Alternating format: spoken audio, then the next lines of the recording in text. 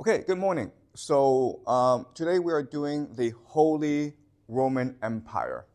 Now, last class we did the Byzantine Empire, which is considered the continuation of the Roman Empire in Eastern Europe.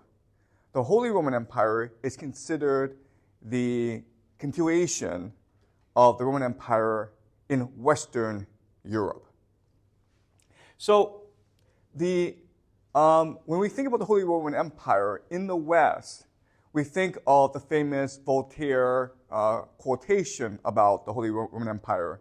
Voltaire is a very famous French Enlightenment thinker. We will talk about Voltaire when we get to the Enlightenment.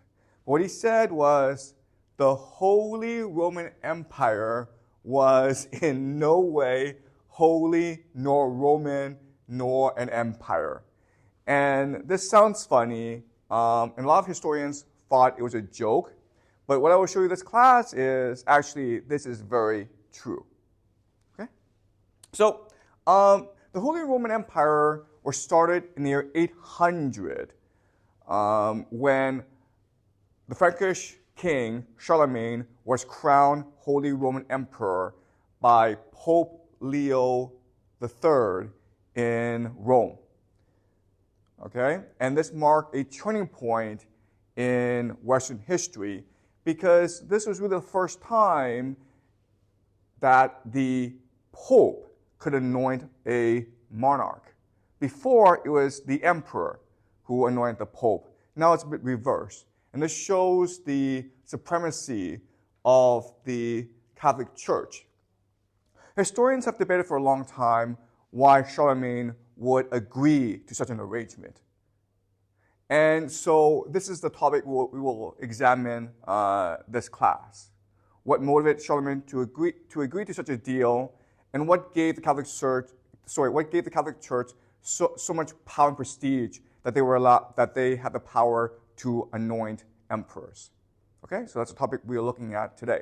All right, so let's first look at Charlemagne's motivations. Charlemagne, his name means Charles the Great, and he is of the Frankish Empire. And he was able to unite most of Europe through major innovations in the military. So he was the first to introduce the idea of armored knights, which became the standard military doctrine and practice in Europe for centuries. And the idea of the knight would also pave the way for feudalism in Europe. And these are topics we'll discuss later on in the class, okay, in the semester. What Charlemagne is most celebrated for is the fact that he started something called the Carolingian Renaissance. Carolingian is the name of his family, and the Renaissance is this period of peace and prosperity in Europe. And he's most famous for the building of cathedrals. He built 14 of them. This is the most famous. It's called the Aachen Cathedral in Aachen, Germany. You can still go visit it, okay? It is beautiful. The cathedrals of medieval Europe are really the pyramids, like the pyramids. They are meant to give people a sense of awe and unity. The cathedral was meant to bring heaven onto earth. One really amazing aspect about the cathedrals are the acoustics, the sounds within the buildings. It is designed in a way that when the priest speaks, his voice is projected all around the cathedral, and the walls bounce the voice back. And so the parishioners, the people who listen to the priest, they feel they're surrounded by the voice of God, okay? The voice literally enters you and makes you feel transcendent. It makes you feel you are moving towards heaven and that you are approaching God, all right? And these buildings are still around. So you can actually go and visit them. This is a picture of modern day Aachen, Germany, where tourists go and visit the cathedral. Okay? So these buildings were designed to be eternal. Okay, So before I talk about Charlemagne and why he chose to be crowned Holy Roman Emperor, I need to give you a little bit of background about the geography of Europe. Now, if we look at the four major civilization empires of early human history, mainly Egypt, Mesopotamia, Indus Valley, and China, we will discover that there are three major similarities among all four. Okay? The first, as you can see from this picture, is latitudinally, okay, they are in the same place. They all benefit from temperate climate, which allows for year-long agriculture. That's the first major similarity. The second major similarity is these are all river civilizations, meaning that at the center is a major river surrounded by flatlands that allows for the production of agriculture. All right, so in Egypt, there's the Nile. In Mesopotamia, there are two rivers, the Tigris and Euphrates. Indus Valley civilization is obviously the Indus River. And in China, there are two rivers, right? There's the Yellow River, and then there's the Yangtze, okay, the Changjiang. All right? And the third major characteristic that's very important is they're surrounded by natural boundaries, whether it's mountains or deserts or oceans or seas, okay?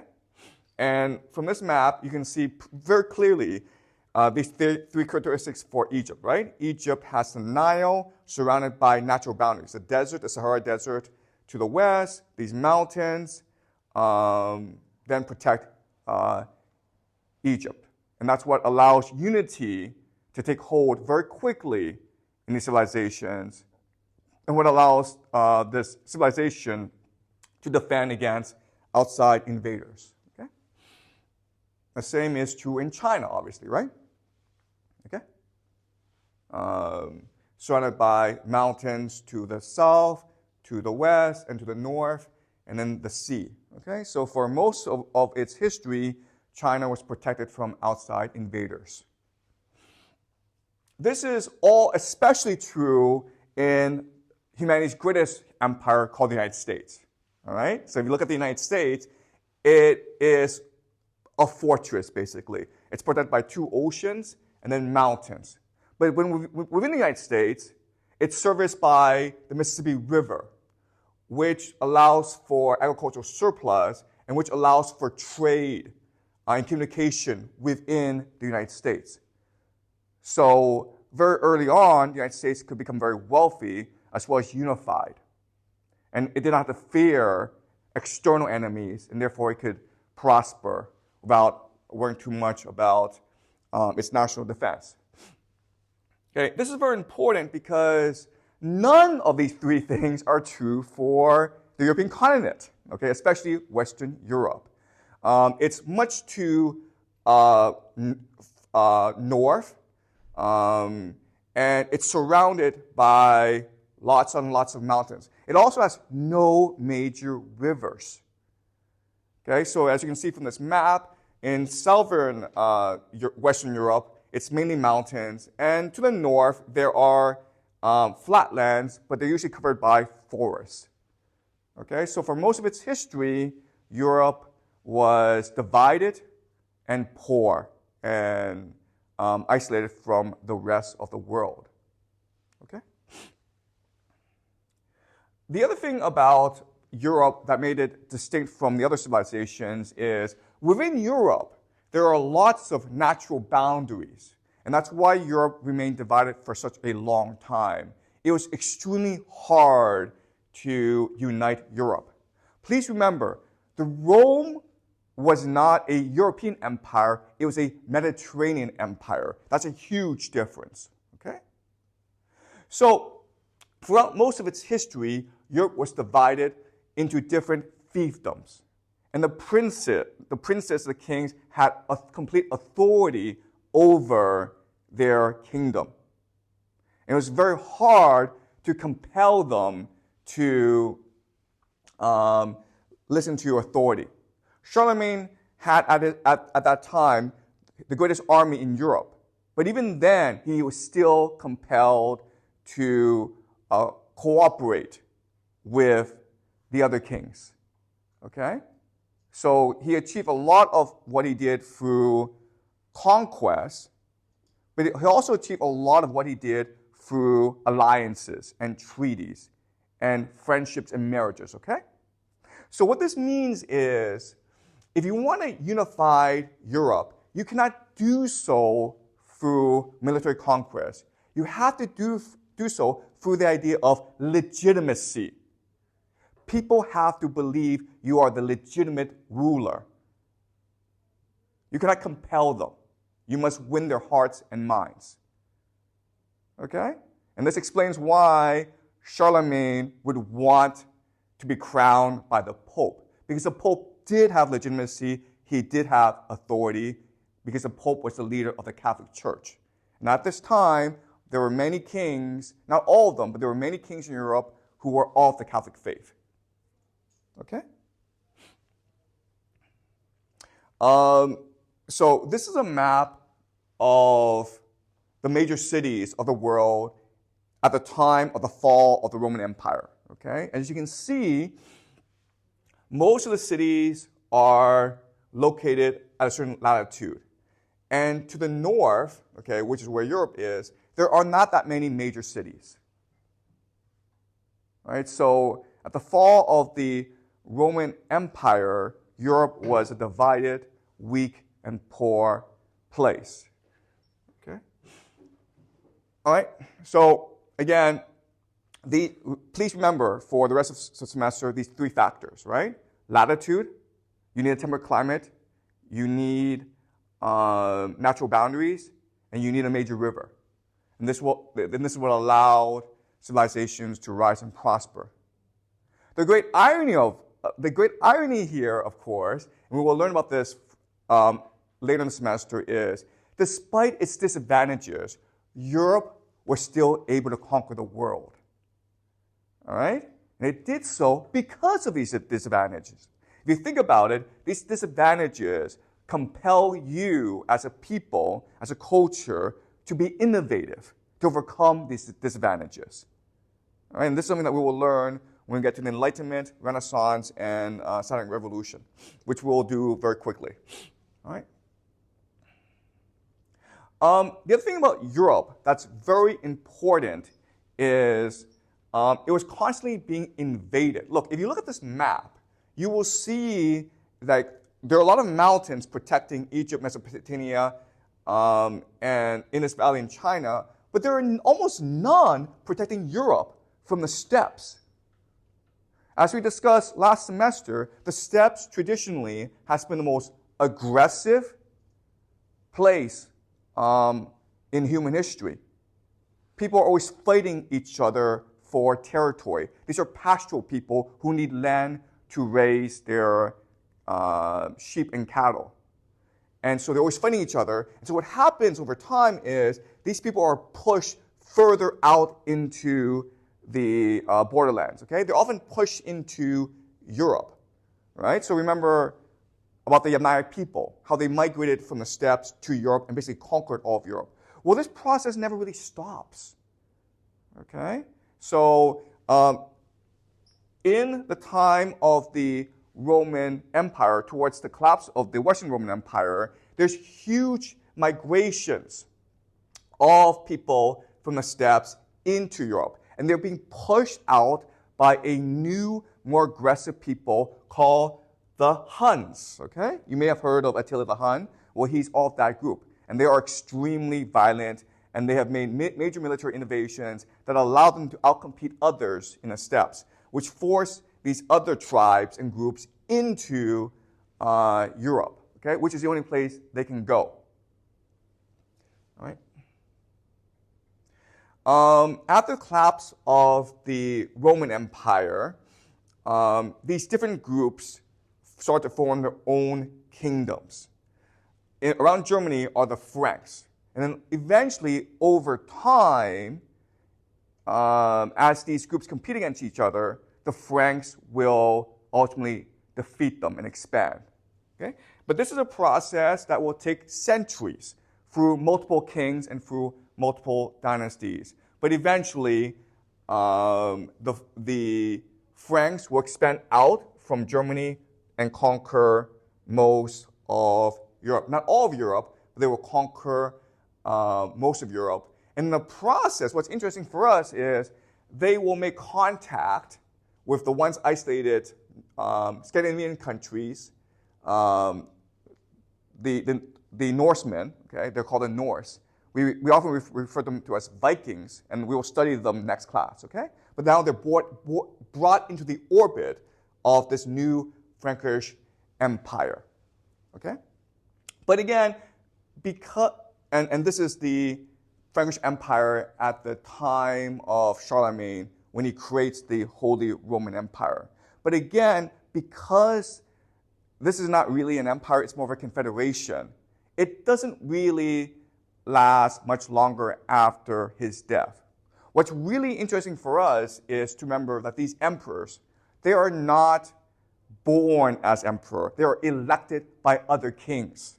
So again, you should see this as an alliance, as a confederacy, where each king has voting power. Okay, so this is not a hereditary title. This is something that you are elected to. Okay, so after the death of Charlemagne, a couple decades later after his death, the empire splits into three. Okay, and even though on paper, this empire does last until the year 1806. It's a history that is extremely tumultuous. And there are some times when the empire completely disintegrates. Okay? But they keep up the pretense of having an empire because, again, in Egypt, what matters is not territory or military or resources. What matters the most is legitimacy. And the idea of the Holy Roman Empire gives legitimacy, confers legitimacy, mainly through the Catholic Church. Okay? Does that make sense, guys? So we'll be discussing more of this as we go into the history of Europe. But before that, are there any questions? Are there any questions? All right. So now what I want to discuss is why the Catholic Church is able to confer legitimacy. What gives the Catholic Church the power and authority to confer legitimacy to kings and emperors? Okay, but before I do that, are you guys clear about what I just presented? You mentioned that Charlemagne was crowned by Pope Leo III, yes. Oh, well, sorry. Okay, so I'll explain, okay? But the Pope is considered the leader of the church in Rome. So he's a bishop, okay? We call him Pope because historically, Rome was the most powerful of all the churches. Okay? So I'll explain who the Pope is later on, okay? So, but does that make sense? Good. Any more questions? Before I continue. Because right now what I'll do is explain how the Catholic Church became so powerful in Europe. So I think you mentioned that the kings of within the kingdoms of the Frankish kingdoms, they were elected by other kings. Mm-hmm. So these kings were not siblings or related. Okay, that's a good question. Okay, so who are these kings? Well, most of these kings are actually hereditary, okay? Their fathers were kings, their grandfathers were kings, and they're often related to each other, okay? But they were control of a certain fiefdom, right?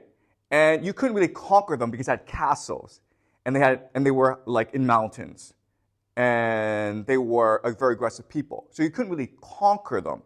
So you needed to get them to agree to make you king. And so the way they did that was by having these elections, where the kings got together, they're called prince-electors, and they pick the king. And this is also true for the Catholic Church, where different bishops would get together and they would elect the Pope, okay? But I'll explain this later on, okay? Does that make sense? All right? Okay. All right. So let's go over the history of the Catholic Church and understand why it became so powerful in Europe after the collapse of the Roman Empire. Okay. First, I want to present to you the official history of the Catholic Church as presented by the Catholic Church. So, there was a man named Jesus who was actually a god. We didn't know he was a god, but he was a god who came down from heaven in order to sacrifice himself, in order to free us of our sins, in order to redeem us, okay? Now, Jesus had disciples. There were 12 major ones, but there were others. And after his death, Jesus reappeared before them and told them to spread the gospel, the good news that he has freed humanity of their sins and that he will return to create a heaven on earth. Okay, so that's the good news, the gospel. So these disciples, they're illiterate peasants. They go all around the world and they set up churches in the honor of Jesus. Okay, these are the first fathers of the church. And these people are called bishops. Okay, so the bishop is the head of the church in a certain area.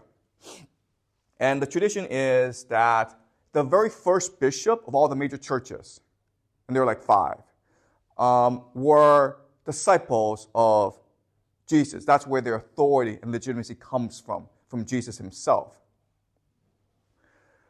As the movement is spreading, Rome sees them as a threat because Rome are pagans and Christianity is an anti-pagan religion.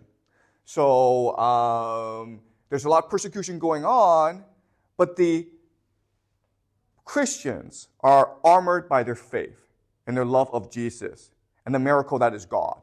So they eventually triumph and convert all of Rome into Christianity. Now, Christianity is the official religion of Rome, and now they have the power to spread the message to all people around the world, but especially the barbarians of Europe, and convert them. Okay? So that's the official history of the church. And there are lots and lots of issues with this story. I mean, the first issue, the major issue is, how is it that a peasant religion was able to conquer the Roman Empire? There were certainly other belief systems that were much more compelling than the Christian faith. There's a Greek system, the philosophy of Plato. Paganism itself has many traditions. And as I keep on explaining to you in this class, culture is persistent. People do not want to change their cultures. So it's a complete mystery how Christianity was able to spread and conquer Europe. And the explanation, if you talk to Christians, especially the Catholic Church, is it's a miracle, guys. It's the power of faith, okay? That's the explanation. That's it. Okay? So there are lots of issues with this official story. So I want to give you my understanding of the history. I talked about this last semester, and I want to review it, okay, and apply it to the context of the Roman Empire. All right. What's important for us to understand is, during the time of the Roman Empire, the Romans had major conflicts with the provincials, especially the Jews, okay? Romans and Jews did not get along. In fact, they were often in conflict with each other. The Romans were pagan, and the Jews were monotheistic people who only worship Yahweh. And they refused to worship the Roman emperor, which was demanded of them by the Romans. Sometimes the Romans were tolerant and says, well, we'll make a special exception for you Jews. But sometimes they were extremely violent, okay? And this led to a series of wars in Judea between the Jews and the Romans. These were terrible, terrible wars that killed millions of people, okay? 3 major wars were fought. Another problem is that the Jews were spread all around the Roman Empire. So this was not a problem isolated to one poor province called Judea. This was a problem throughout the Roman Empire, okay? So historians estimate that Jews accounted for about 10% of the population of the Roman Empire. That's a lot of people. In certain cities, like Alexandria, it was a third of the population. And there were a couple of riots in Alexandria by the Jews against Roman rule. Also, the Jews were, as a whole, a pretty cosmopolitan people who were well-educated and who were very well-established, who looked down upon the Romans. The Jews had respect for the Greeks because the Greeks had a very superior culture. Jews and Persians got along really well because Persians are extremely tolerant people, but Jews really didn't like Romans. And the Romans really didn't like the Jews either, okay? There's stories of how after the wars between the Romans and the Jews were enslaved and sent to Rome. And the Romans released the Jews from slavery because they didn't like Jews, okay? And Jews became traders and settled in other parts of the empire. Okay, so the Romans and the Jews didn't get along. And so there's this constant conflict going on. But there are certain Jews, like Paul of Tarsus. He was a Roman citizen.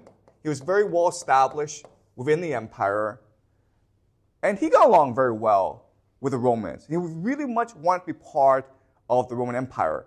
And these wars were badly affecting him and his family and their friends. Okay, so there were a certain segment of the Jewish diaspora who very much wanted to assimilate into the Roman Empire.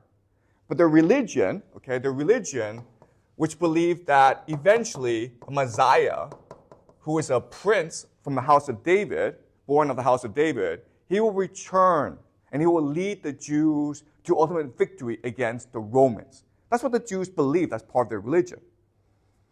And so this presented a problem for Paul of Tarsus and other Jews who want to assimilate. Okay? When Jesus died, he became like a rock star within the Jewish community. And the fact that he died, the fact that he was crucified, which is a horrible way to die, it basically captured the imagination of many Jews.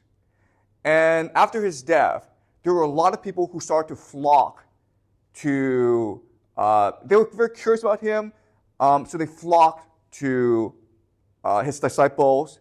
And so his brother James led his movement called the Poor of Jerusalem. Later on, they'll be called the Ebionites, okay?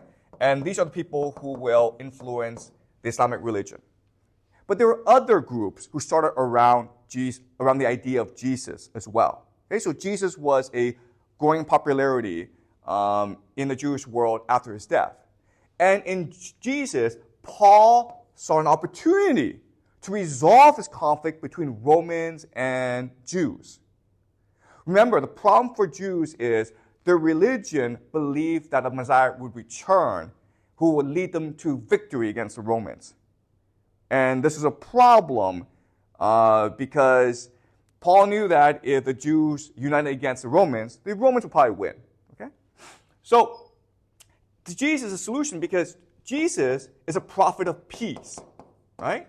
Jesus was a prophet who preached the importance of peace, mercy, and forgiveness. Forgive the Romans for destroying our temple.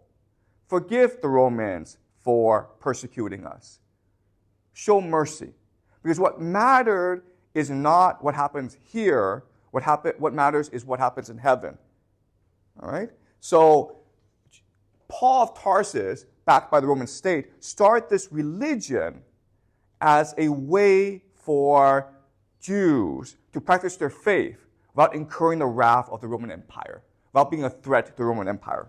Okay? Does that make sense to you guys?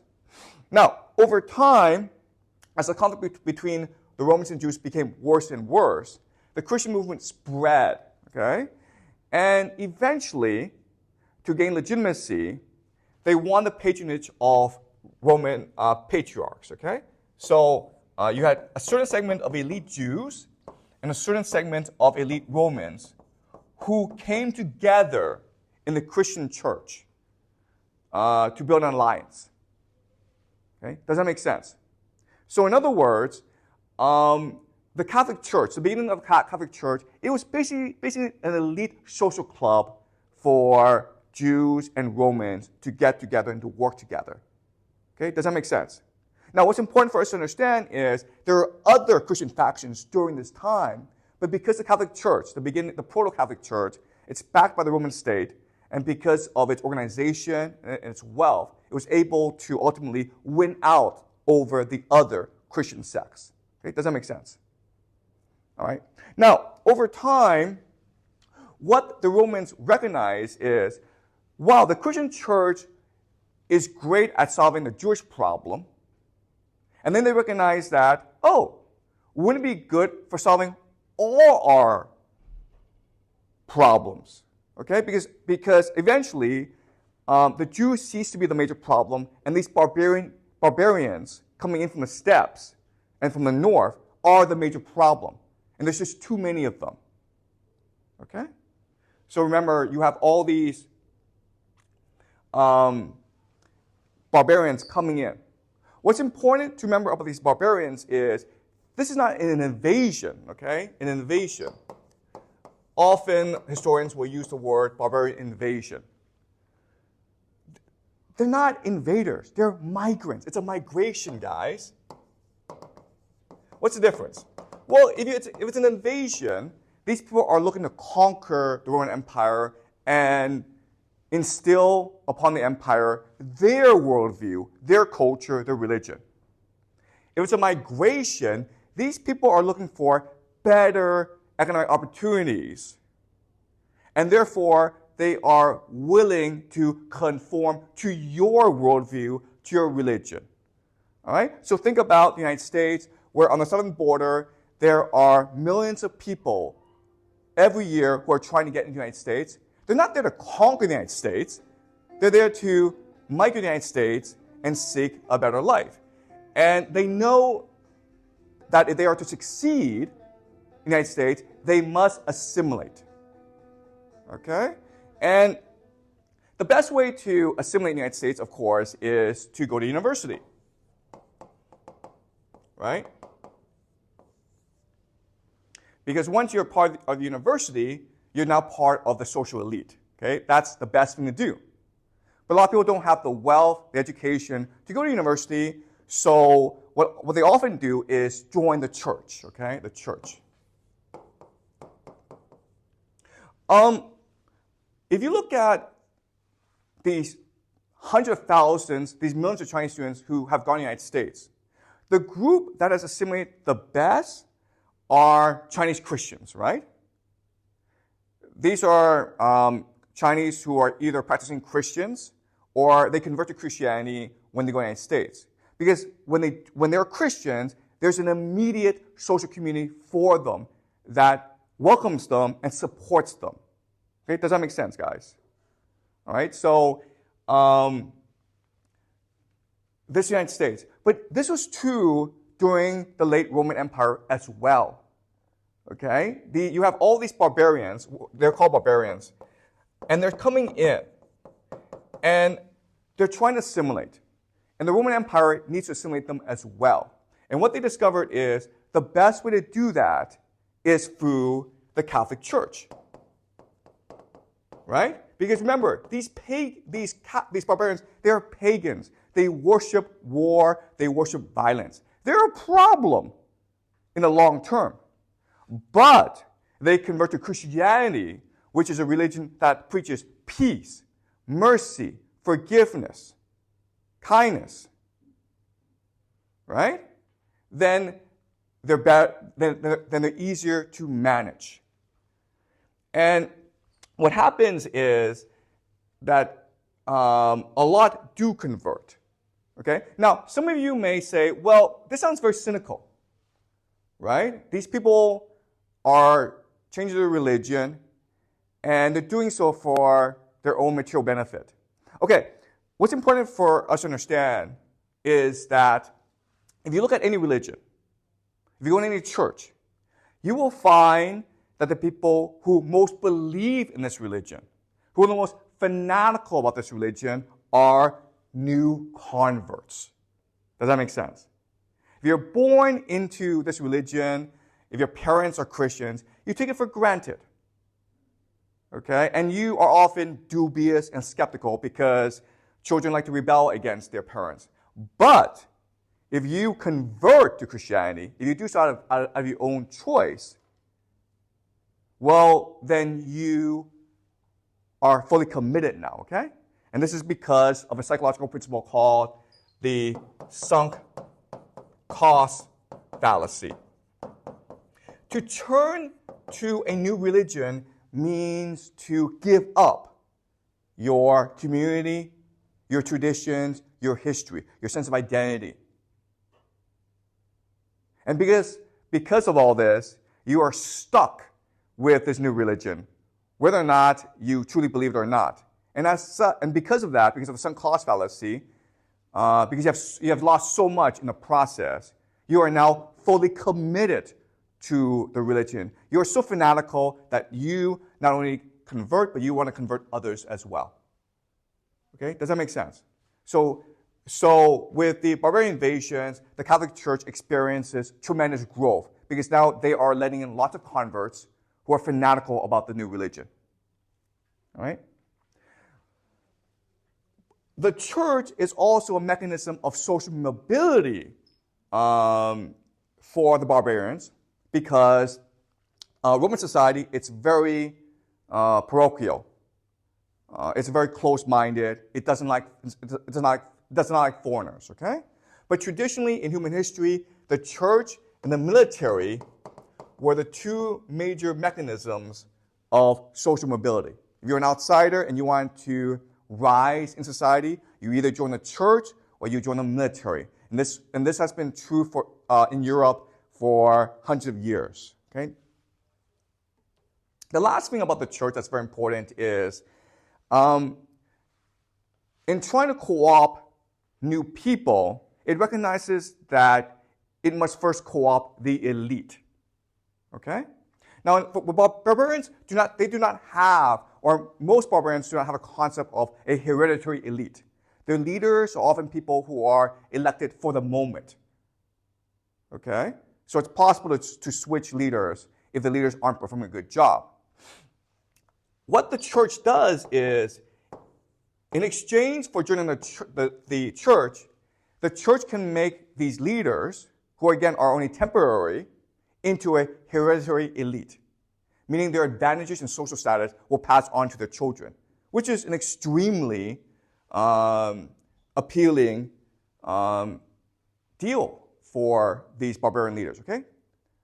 Does that make sense? All right? So as the barbarians keep on migrating to Rome, the Catholic Church is the main mechanism that absorbs them, okay? Also the military as well. So it's the military and the church of the Roman Empire that mainly absorbs them.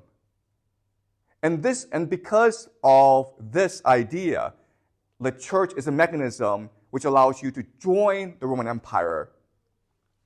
The church acquires tremendous legitimacy and prestige and status.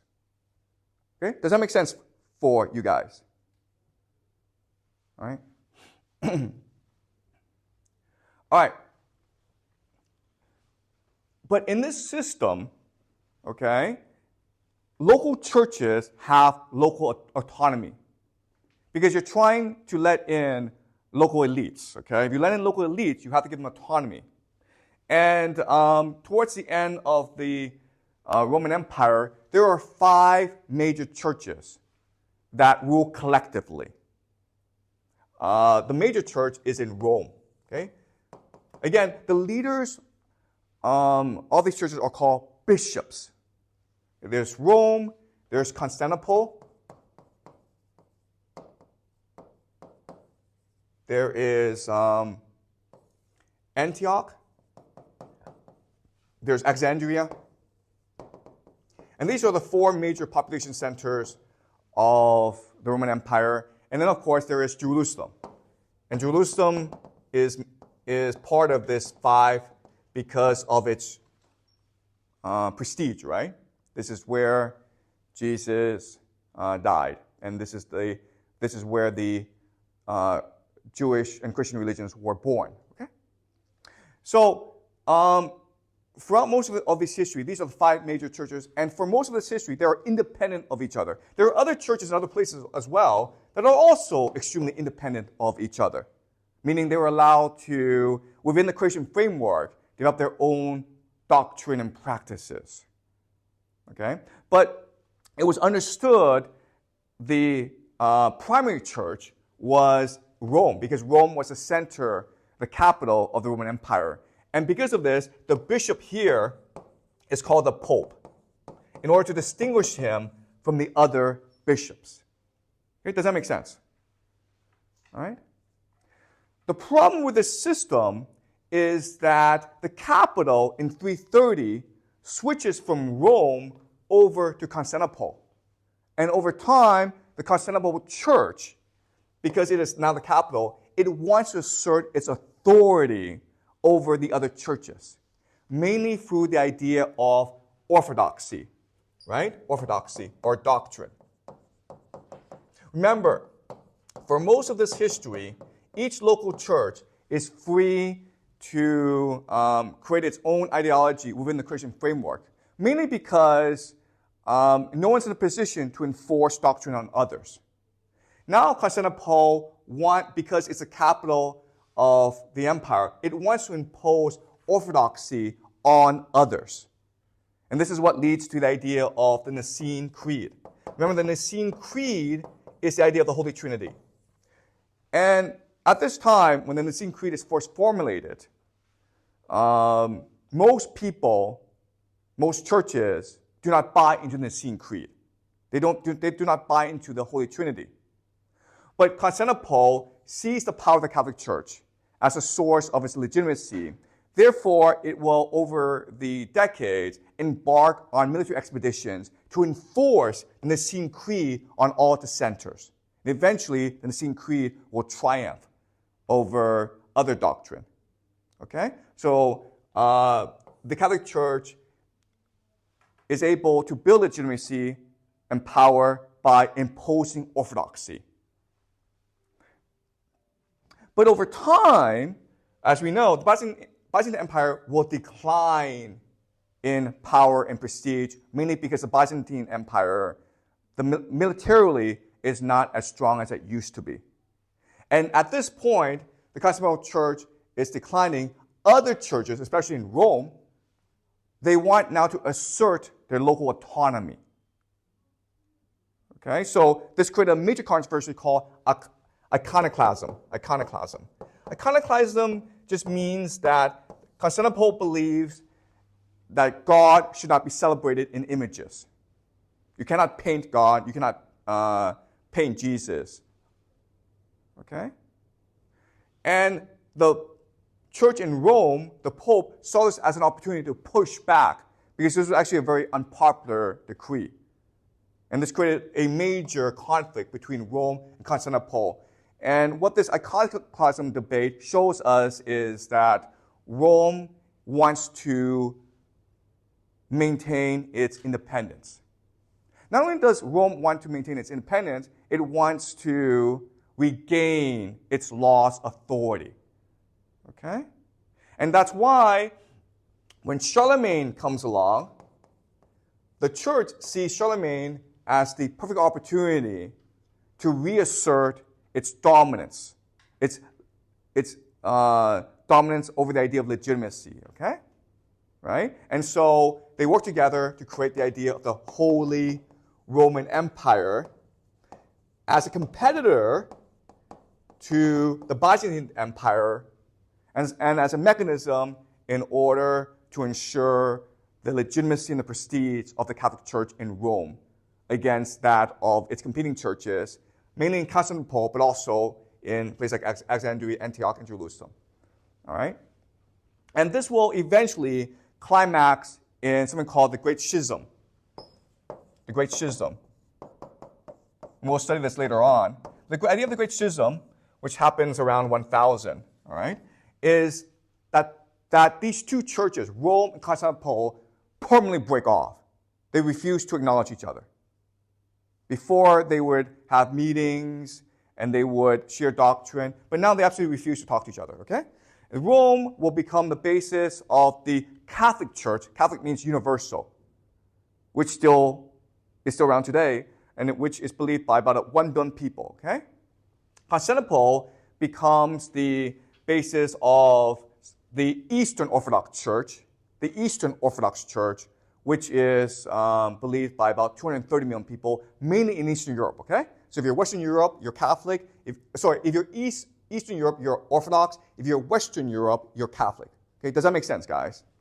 And at first, look, there's only one major doctrinal difference between Rome and Constantinople.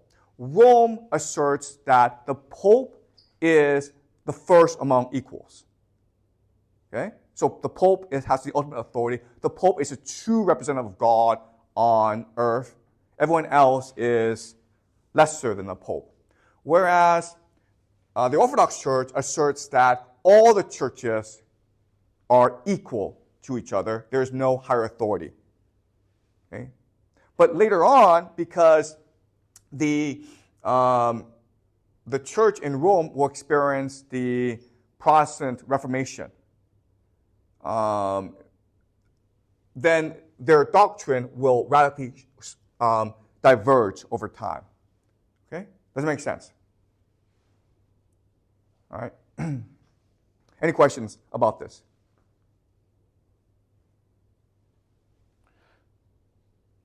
Okay, so let's summarize, okay? Let's go back to the year 800 when Charlemagne, he's in St. Peter's Basilica, and he's being crowned Holy Roman Emperor by Leo III. Why does this happen, okay? And let's look at it from the perspective of Charlemagne, as well as Pope Leo III. All right? So for Charlemagne, the three major reasons are legitimacy, unity, and differentiation. And this has been true for kings throughout human history, okay? Why did King David sponsor the writing of the Bible? For these three reasons. Why did Augustus Caesar sponsor the writing of the Iliad? For these three reasons. Okay? Legitimacy. I'm the rightful king because God said so. Unity. We're all part of the community of God. Okay? And that's what differentiates. We're Christians, and everyone else is pagan or infidel or heretic. Differentiation. We are not the Byzantine Empire, okay? So Charlemagne is trying to create legitimacy, unity, and differentiation with the Holy Roman Empire. Okay? So Pope Leo, why does he sponsor Charlemagne? Why is he crowning Charlemagne the Holy Roman Empire? Well, he's trying to assert his authority, right? He's trying to establish the fact that the Pope is a true representative of God on earth. Okay? Second is he's trying to protect himself. So you guys don't know this, but in this world, there's no central power. And the Pope is elected by other bishops. But in this process, you'll always have a faction who refuses to accept the authority of the Pope. And this will lead to civil conflict. So before Pope Leo made Charlemagne emperor, he was also almost assassinated by his enemies. Right? So by making Charlemagne the Holy Roman Emperor, he's actually appealing to Charlemagne for military protection against his enemies. Okay, so there's a lot of politics within the Catholic Church which still persists today. Okay, and of course, differentiation, okay, or competition. Competition. The idea is that the Catholic Church is in constant the Catholic Church in Rome is in constant conflict with that in Byzantine.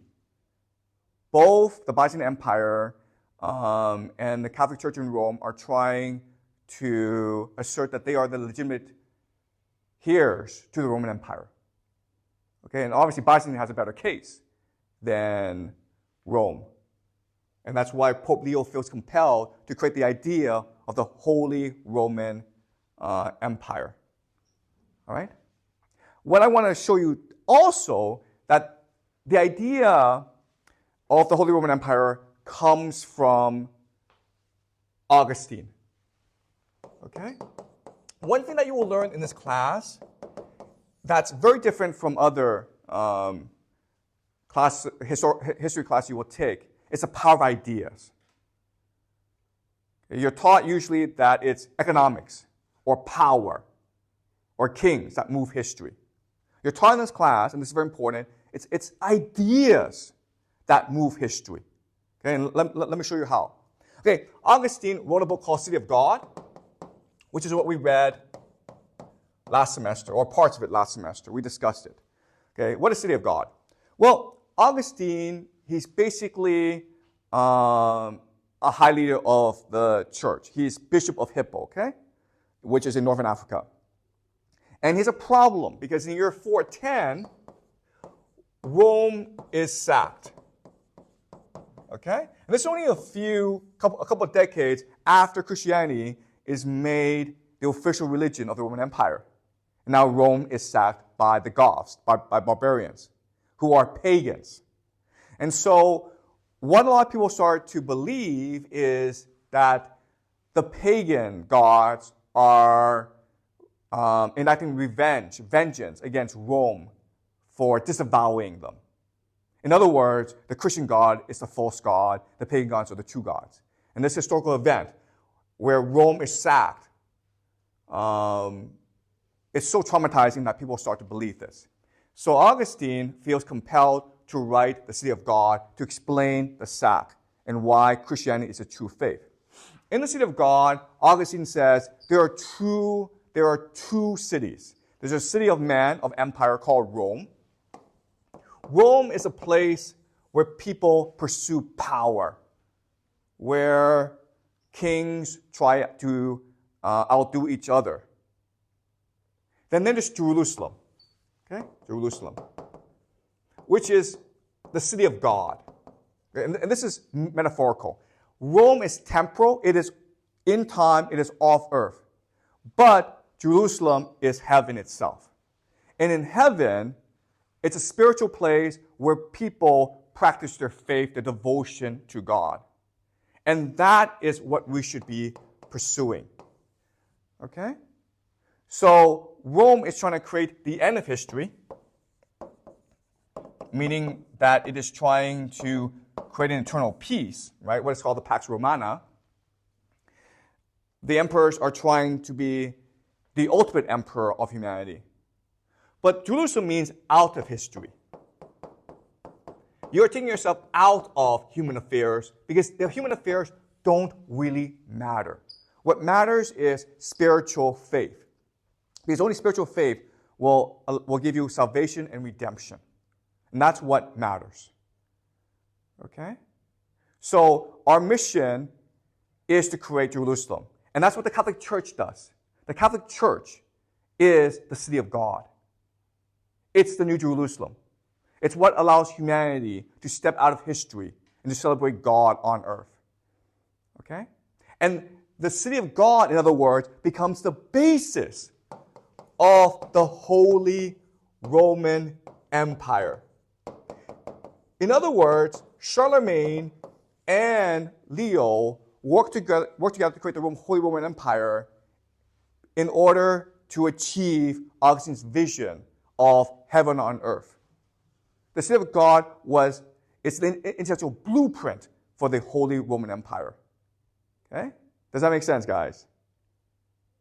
In fact, what's really interesting is Charlemagne, who apparently was illiterate, I'm not completely sure, but apparently he was illiterate, Every day, he had the city of God read to him. That's how much he loved city of God. And he basically made city of God the official text of the Holy Roman Empire. Okay? Does it make sense? And that's the power of ideas.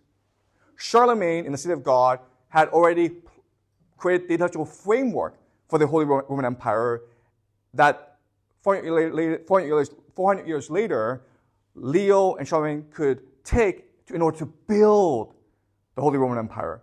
Without the city of God, they could not have imagined the Holy Roman Empire. Okay? Does that make sense, guys? That's the power of ideas. You need someone to imagine the idea before you can actually implement it on earth. All right, so let me conclude by going back to Voltaire's quotation that we looked at the beginning of class. The Holy Roman Empire was in no way Holy Roman or an empire. And as I promised you, I will show you that this is true, okay? So let's look at this. Holy Roman Empire. The idea of holy is that the Catholic Church is really the power in charge. But that's just pageantry. That's a fiction, okay? The entire Holy Roman Empire, it's a useful fiction. Okay? So the king and the pope benefit from pretending the Catholic Church is in charge in order to confer legitimacy onto the king. Okay? And the king and the pope benefit from displaying an alliance to the people of Europe, okay, to create a sense of unity. But this fiction depends on the Pope and the Emperor getting along. And after Charlemagne, what we'll see is they don't get along. Because the Pope insists on having power over the Emperor insists on having power over the Pope. But not only that, remember, the Pope and the Emperor are all elected by local lords, okay? So the Pope is elected by the bishops of Western Europe. The Emperor is elected by the prince electors. And these people are also extremely ambitious. They want to be the Pope, they want to be the Emperor, okay? So with the idea of the Holy Roman Empire, there's still conflict going on. There's still wars and competition going on that will last for centuries and carry us into basically the 20th century. But it all goes underground. They all hide it. They pretend that Europe is at peace when really it's at war. Okay? And some of the most atrocious, gruesome stories will come from this medieval period. It's a Game of Thrones situation, okay? So it's not holy. The church, everyone pretends the church is in charge, but it's not really. Okay? Roman. So the authority of the Catholic Church comes from the fact that it is the direct descendant of the Roman Empire. In fact, the Catholic Church goes out of its way to appear like the Roman Empire. Latin is the language that the Catholic Church uses for bureaucracy. Okay, a lot of their practices, their cultural practices, are like the Roman. Okay? Remember that in the Roman Empire, it's the Senate that confers legitimacy onto the emperor. And in this world, it's the Catholic Church that confers legitimacy onto the emperor. So the Catholic Church is trying to present itself as a continuation of the Roman Senate. But as we discussed in previous classes, what matters is the culture. And as I explained to you, the culture of the Romans died with the empire. And the death of this culture started in the year 212 when Roman citizenship was given to everyone within the empire. Okay? So the Roman Empire died a long time ago. The Catholic Church is not Roman. The idea of empire. Okay? So the Byzantines were an empire because they had an imperial bureaucracy and its own military that could enforce its will on the provinces. The Holy Roman Empire was never truly an empire in the sense that the emperor's will was absolute. He needed the support of his allies. And there were many times throughout this history when the emperor tried to enforce his will on the prince-electors of Germany, and so they rebelled against him because they need to protect his autonomy. And this idea that what matters, the real powers is in these princes in the local areas, this is what will give rise to the idea of feudalism in Europe. Okay? Before the kings decide to assert their authority over everyone. Okay? All right. So the Holy Roman Empire was a useful fiction for its time in order to present the idea of legitimacy and unity across a divided Europe at war with each other. Right? Okay, so next class we'll do the Vikings. All right, but before we end, any questions? You mentioned that the emperor's will is not absolute. Yes. But instead, the power is in the local princes. Yes. So did the princes, like, because they have power, rebel against the empire and separate make the emperor collapse or something? Okay, that's a really good question. Okay, what was the relationship of the prince-electors to the emperor? Okay, so this is a really interesting question. Okay, so let's think about this. If you are a prince-elector, you are a local prince in Europe. Okay, how do you benefit from the Holy Roman Empire? Well, you benefit because the Holy Roman Empire confers legitimacy to you as well. Does that make sense? Right? Because if you're a local prince, you also have people who want your throne. You also need to keep your people united. And the Catholic Church, the religion of Catholicism, was an important mechanism for you to assert authority over your people and to keep you safe from your enemies. In many ways, the Catholic Church, it's trying to be the freelance imperial bureaucracy of Europe, right? There's no emperor. The emperor has no power. So the Catholic Church is trying to be the imperial bureaucracy where it's trying to create the culture, the meta-reality of all Europeans. Okay? And it does that through its local churches, right? The priests. Because if you think about it, the people are interacting with the local priests, not with bureaucrats, right? So through the priests, you can collect information on the people, like how much money they're making, so you can tax them better, and you can better control their thoughts, okay? So everyone's benefiting from this relationship, but it's a delicate balance because the local princes, even though they're benefiting from this relationship, they still demand autonomy, right? And the Catholic Church and the emperor, they want to assert their central authority over the local areas. So it's a delicate balance, right? Okay, great question though. Does that make sense to you, Echo? Yeah. All right, great. Any more questions?